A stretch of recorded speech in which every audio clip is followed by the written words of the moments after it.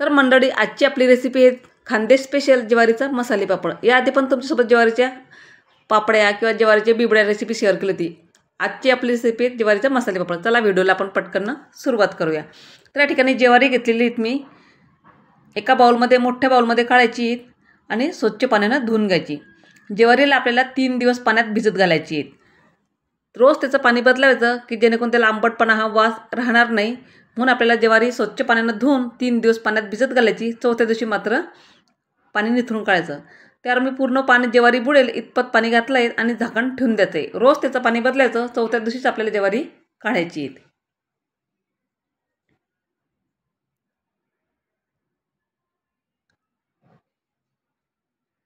तर तुम्ही पाहू शकता, चौथा दिवस आहे आज ज्वारी भिजत घालण्याचा. पाणी पूर्ण निथळून काढायचं आहे आपल्याला आणि ज्वारी 3 दिवसामध्ये चांगली भिजल्या गेली. चौथ्या दिवशीच आपण ज्वारी काढणार आहे इथं. तर ज्वारी आपल्याला पूर्ण ज्वारीतलं पाणी गाळून घ्यायचं आहे. खाली चाळणी वगैरे ठेवायची म्हणजे जेणेकरून आपली ज्वारी खाली पडणार नाही. ही ज्वारी आपल्याला फॅन खाली सुकून घ्यायची. उन्हात न दाखवता हे फॅन खाली सुकवली तरी चालतं. एका दिवसातच आपली सध्या ऊन तापत आहे खूप, त्यामुळे घरातच फॅन खाली सुकते ज्वारी. त्यामुळे उन्हात जाऊन सुकवायची गरज नाही. तर चाळणी घेतली, चाळणीवर आपलं पूर्ण पाणी निथळून काढायचं जेणेकरून आपली ज्वारी चाळणीतच राहील, खाली पडणार नाही. नंतर हे पूर्ण पाणी निथळलं की आपल्याला एखादी साडी किंवा कॉटनची रुमाल किंवा बेडशीट वगैरे असेल त्यावर ही ज्वारी पसरून काढायची आणि 1 दिवसामध्ये फॅन खाली चांगली कडक सुकून घ्यायची आणि पीठ आपलं तयार करून घ्यायचं. जसं भाकरीचं पीठ असतं तसं पीठ आपण तयार करून घ्यायचं आहे.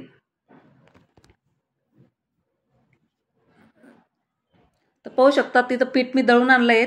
जसं भाकरीचं पीठ असतं नॉर्मल तसंच पीठ आहे. त्याला गाळायची वगैरे काहीच गरज नाही, कारण गिरणीवालेच खूप बारीक दळून देतात. तर जेवढं पीठ आहे आपलं तेवढंच इथं पाणी घ्यायचं आहे. तुम्हाला जेवढी खिशी घ्यायची तेवढं. तर मी 1 पातेल्याभर पाणी घेतलं आहे, तर त्याच पातेल्यानं मी पीठ मोजून घेणार आहे. जेवढं पाणी आपलं तेवढंच पीठ वापरायचं इथं. तुम्हाला एवढं मोठं जमत नसेल तर तुम्ही एका ग्लासाच्या मापानं घ्या. 1 ग्लास पीठ 1 ग्लास पाणी. तर या ठिकाणी मी बडीशोप घेतली, तीळ, ओवा आणि जिरं घेतलेलं आहेत. बडीशोप थोडीशी ठेसून टाकली आहेत, मिक्सरमध्ये थोडी बारीक करून घेतली आहेत. त्यात आपला 1 चमचा म्हणजे यातलं अर्धा वापरणार आहे मी, बाकीचं दुसऱ्या खिशीला. 1 किलोची खिशी घेतली. तुम्ही त्यामध्ये जिरं, बडीशोप, तीळ आणि ओवा हे सगळं त्यामध्ये थोडं थोडं करून घालणार आहेत. अंदाजेच घेतलं आहे, त्यात माप वगैरे काहीच नाही आहे. 1 चमचा इथं पापड खार घालायचा आहे. 1च चमचा घालायचा आहे, खूप जास्त घालायचा नाही. आणि अर्धा चमचा इथं सोडा घातला आहे, खाण्याचा सोडा.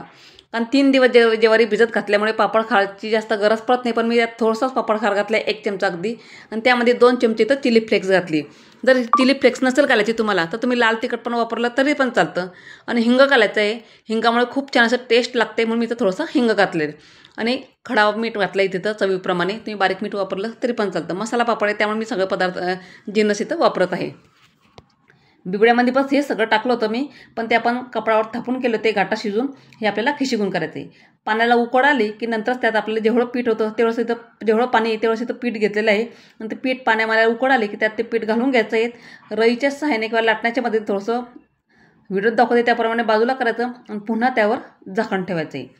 अगदी काही सेकंदच झाकण काढायचं आणि जे पीठ चांगलं फुलल्या जाते, मुरल्या जाते गरम पाण्यामध्ये. आणि हे पीठ आपल्याला घेरून घ्यायचे, म्हणजेच आपल्याला खिशीगून घ्यायची. तुम्हाला जे सोयीचं पडेल, लाटणं किंवा रई किंवा चाटू जर असेल तुमच्याकडे, ज्यानं पीठ तुम्हाला खिशी घेता येत असेल ते साहित्य तुम्ही वापरायचं आणि इथं खिशीगून घ्यायची. ते तर मी लाटण्याचाच उपयोग केला. इथं लाटण्याच्या मदतीनं आपल्याला हे खिशी घेऊन घ्यायची. बिबड्या करताना हेच जिन्नस वापरलेले आहेत, फक्त घाटा शिजवलेला आहे त्याचा आणि कापडावर थापून दाखवलेले आहेत. आता हेच पापड आहे, फक्त आपल्याला 3 दिवस ज्वारी भिजत घालून तेच आपल्याला घाटाच्या ऐवजी आपल्याला खिशी घेऊन घ्यायची. हे पापड आपण घरातच करून घ्यायचे. उन्हात न जाता आपण हे पापड घरातच करून घ्यायचे. आता हे छान परत झाकण ठेवायचं. मस्त आपलं छान भिजल्या जाते पीठ हे. पुन्हा त्यावर एक चाटू मारायचा म्हणजे रई फिरून घ्यायची. लाटण्याच्या मध्ये पुरत एकजीव करून घ्यायचा जेणेकरून त्या गाठी वगैरे असतात त्या राहणार नाही. पूर्ण एकजीव आपला खिशी तयार होईल आणि पापड अगदी प्लेन दिसेल. तर हे पीठ आपलं मस्त खिशी तयार करून झाले. फक्त 5-1 मिनटं आपल्या खिशी शिजायला लागतात. आता हे गरम असल्यामुळे आपण ताटातच काढून घेणार आहे, नंतरच ते कॅरेटमध्ये टाकणार आहे. प्लास्टिक पेपरमध्ये गरम गरम असताना टाकू नका, पूर्ण थंड झाल्यानंतर किंवा कोमट झाल्यानंतरच प्लास्टिक पेपरमध्ये टाका. आता हे पीठ आपण खिशी घेऊन घेतली आहे, तर हे पूर्ण एकजीव करण्यासाठी आपल्याला चमच्याच्या मदतीने हे पूर्ण मिक्स करून घ्यायचं आहे. आणि नंतर त्या एखाद्या ग्लासाच्या मदतीने किंवा तांब्याच्या मदतीनं गडवा तिने आपल्याला मॅश करून घ्यायचं की जेणेकरून अगदी पापड आपला सॉफ्ट आणि प्लेन दिसेल. खूपच सोपी रेसिपी आहे आणि अगदी पौष्टिक आहे. म्हणजे बरेचसे मुलं ज्वारीची भाकरी खात नाही किंवा हा पापड जर करून दिला तर नक्कीच त्यांना आवडणार. अगदी हेल्दी आणि पौष्टिकसुद्धा आहे. तुम्ही जर माझ्या चॅनलवर नवीन असाल चॅनल सबस्क्राईब करा आणि व्हिडिओ शेवटपर्यंत नक्की बघा. तर पूर्ण हे तांब्याच्या मदतीने पूर्ण मॅश करून घ्यायचे. तर आपल्याला सारण हे पूर्ण कोमट झालं नंतरच आपल्याला कॅरी बॅगमध्ये घालून घ्यायचे. गरम असताना आपल्याला अजिबात घालायचं नाही प्लास्टिकमध्ये. कोमट झाल्यानंतरच प्लास्टिक पेपरमध्ये घालून घ्यायचे. हे पूर्ण एकजीव करून घ्यायचे जेणेकरून आपला अगदी पापड सॉफ्ट दिसतो. तर हात लागेल म्हणजे हाताला अजिबात भाजला जाणार नाही अशा पद्धतीनं झाल्या की नंतरच आपण ते कॅरी बॅगमध्ये घालून घ्यायचे. आता हे पूर्ण आपल्याला एकजीव करून घ्यायचे आहेत आणि कॅरी बॅगमध्ये घातल्यानंतर गरमचं गरमच पीठ राहतं, अजिबात थंड होणार नाही. जेव्हा आपल्याला वेळ जरी लागला एकटी पापड करताना तरी चालू शकतं. तर इथं मी डिंक घेतलेला आहे, अजिबात तेलाचा वापर केलेला नाही आहे. डिंक पाण्यात घालून घेतलं आहेत म्हणजे तेलाच्याऐवजी डिंकाचंच पाणी हाताला लावायचं आणि ते पापड मिश्रण ते चोळून घ्यायचं. जेवढी साईज पापडाची पाहिजे तेवढी साईज तुम्ही इथं करून घ्यायची आहे. तर एवढा हे साधारणतः मोठ्याच साईजचे पापड असतात म्हणून मी मोठेच करणार आहे. शक्यतो आमच्या गावी हे पापड भाजून खाल्ल्या जातात, तळून कोणी खात नाही आणि मोठ्याच साईजचे पापड हे बनवले जातात. ज्वारीच्या सांडव्या म्हणा, बेबड्या म्हणा का ज्वारीचा मसाले पापड म्हणा. तर अशा पद्धतीनं खाली कॅरी बॅग घेतली. तर माझ्याकडे पापड यंत्र आहेत, मशीन गावाकडूनच आणली होती. त्यावेळेस मी कॅरी बॅग घेतली आहे. जेवढी साईज आपल्याला लाटी पाहिजे तेवढी लाटी करून घ्यायची. त्यावर पुन्हा एक कॅरी बॅग ठेवायची आणि करायचं. तुमच्याकडे हे मशीन जर नसेल तर साधा आपला स्टीलचं ताट घ्यायचं, त्यावर कॅरी बॅग ठेवायची, एक लाटी ठेवायची, पुन्हा त्यावर एक कॅरी बॅग ठेवायची आणि लाटण्यानं लाटायचं. असं हे पापड तुमचे होऊ शकतात. घरातच फॅन खाली टाकून द्यायचे. एक दिवसाने पापड हे चांगला सुकून निघतो.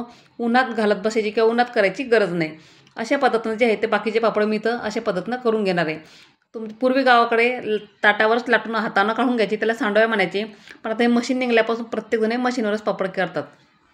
मी पण गावाकडनंच मशीन आणली होती ही. अशा पद्धतीनं आपण पापड करून घ्यायचे. पूर्ण एक दिवस फॅनखाली सुकून घ्यायचे, कडक सुकून निघतात. अजिबात उन्हात जायची गरज नाही. फक्त सकाळी 1 तास ऊन दाखवलं तरी पण चालतं. तर हे पापड मी घरातच सुकून घेतलेले आहेत. 1 दिवसानंतर खूप छान कडक सुकतात पापड हे संध्याकाळपर्यंत. आता ऊन पण खूप तापत आहे. ते पाहू शकता मस्त आपले पापड इथं तयार झालेत म्हणजे सुकून झालेत. तर एकच दिवस फक्त 1 ते 2 तासच मी ऊन दाखवलेले पापडाला या. फक्त 1 दिवस फॅनखाली सुकलं आणि 1-1.5 तासाचं ऊन त्याला पुरेसं झालं. तर हा पापड तुम्ही भाजून पण खाऊ शकता किंवा तळून पण खाऊ शकता. मोठीच साईज पापड असते त्यामुळे भाजून खाल्ला तरी पण चालतं. पण तुम्हाला जर आवडत असेल तळून खायचं तुम्ही तळून पण तुम्हाला दाखवणार आहे इथं. तर तेल चांगलं कडकडत तापून घ्यायचं आहे. तर कढईतसुद्धा बसत नाही एवढ्या मोठ्या साईजचा पापड इथं झालेला आहे आपला. तर पाहू शकता अगदी कुरकुरीत आणि खुसखुशीत पापड इथं झालेत. अगदी पौष्टिक आहे. तर अशाच पद्धतीने मी तुम्हाला 2 पापड इथं भाजून दाखवणार आहे आणि 2 पापड इथं तळून दाखवणार आहेत. तुम्हाला कोणत्या प्रकारचा पापड आवडतो तुमच्या गावी पण बघा तुम्ही पापड भाजूनच खाल्लेले जातात आणि त्यासोबत शेंगदाणे 1 नंबर अशाच पद्धतीचे पापड इथं खाल्ले जातात. तर भाजूनसुद्धा दाखवते तुम्हाला बघू शकता 1 नंबर पापड लागतात भाजून. गॅस पेटवायचं आणि गॅसवरच आपल्याला हे पापड भाजून घ्यायचे. तुमच्याकडे चूल असेल तर चूल अजून खूप छान फुलल्या जातात. गॅसवर एवढा फुलत नाही पण तळलेल्यापेक्षा भाजलेला कधीही चांगला लागतो आणि असे पापड खूप फुलतो आणि खायला पण अगदी कुरकुरीत लागतो. तर मस्त आपले दोघी पापड मी भाजून पण दाखवलेले तुम्हाला आणि तळून पण दाखवले. दोघी साईडने आलटून पलटून करायचे. बघू शकता मी काही भाजलेले पण आहे आणि काही तळून पण आहे. आजची व्हिडिओ तुम्हाला कसा वाटला नक्की कमेंट करून सांगा. व्हिडिओ आवडल्यास लाईक शेअर